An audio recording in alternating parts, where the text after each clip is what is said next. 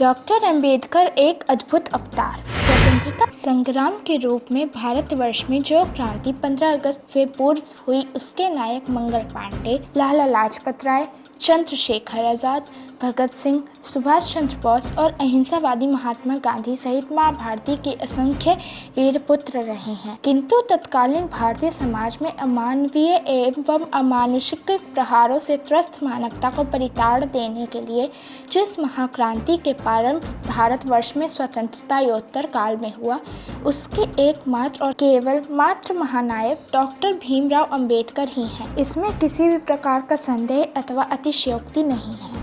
Doctor Ambedkar का जन्म भी यूं तो स्वाधीनता आंदोलन के गर्भ से हुआ, किंतु भारतीय समाज में व्याप्त वर्णभेद एवं घृणा रूपी अंधकार को दूर भगाने वाले सूर्य के रूप में उनका उदय काल स्वतंत्रता प्राप्ति के पश्चात ही माना जाता है। अधिकांश लोग बाबा साहेब भीमराव अंबेडकर के जन्म के समय की सामान्य प्रक्रिया मानते हैं और केवल इतना ही जानते हैं कि 14 अप्रैल 1891 को वह सबूदार रामजी और भीमाबाई के घर महार जाति में जन्मे और स्वतंत्र भारत के विधि एवं न्याय मंत्री के रूप में उन्होंने दलितों और शोषितों को उनके संवैधानिक अधिकार दिलवाए। किंतु इससे भी आगे उनके संघर्षपूर्ण जीवन के साथ एक तथ्य ऐसे भी जुड़े हैं जो उन्हें साधारण मानव से महामानव बनाते हैं और एक अद्भुत ईश्वरीय अवतार के रूप में स्थापित करते हैं। समय का यह वह दौर था जब विकृति बनकर उभरे मानवता विरोधी एवं कुत्सित विचार प्रवाह ने भारतीय समाज की संस्कृति को विस्थापित कर दिया था और तत्कालीन सामाजिक व्यवस्था में विषमता का विष खोल दिया था। सुसंस्कृति को विस्थापित कर दिया था और वह तत्कालीन सामाजिक व्यवस्था में विषमता का विष खोल रहा था। समाज द्वारा अपने ही सहोदरों के साथ वाषणबद्ध व्यवहार किया जा रहा था और उन्हें किसी शीलाखंड की भांति शब्दहीन, गतिहीन, निसंपद, निस्तेज और निश्रेष्ठ बनाकर अस्पृश्यता का अभिशाप भोगने के लिए विवश कर दिया गया। मानवता ने करुण कंदन किया। परिणाम स्वरूप भारतवर्ष की भूमि पर अनेक महान सत्पुरुषों का अवतरण हुआ।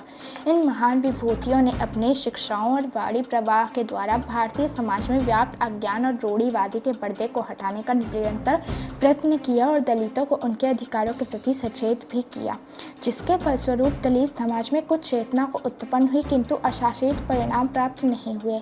नियति ने क्षण क्षण उनके संयम की परीक्षा ली। डॉक्टर अंबेडकर की विचारधारा सबसे भिन्न एवं क्रांतिकारी थी। उनका निर्विवाद रूप से आग्रह था कि संसार में जन्म लेने वाले प्रत्येक प्राणी के गुणों के आधार पर उन्नति करने पर अधिकार है।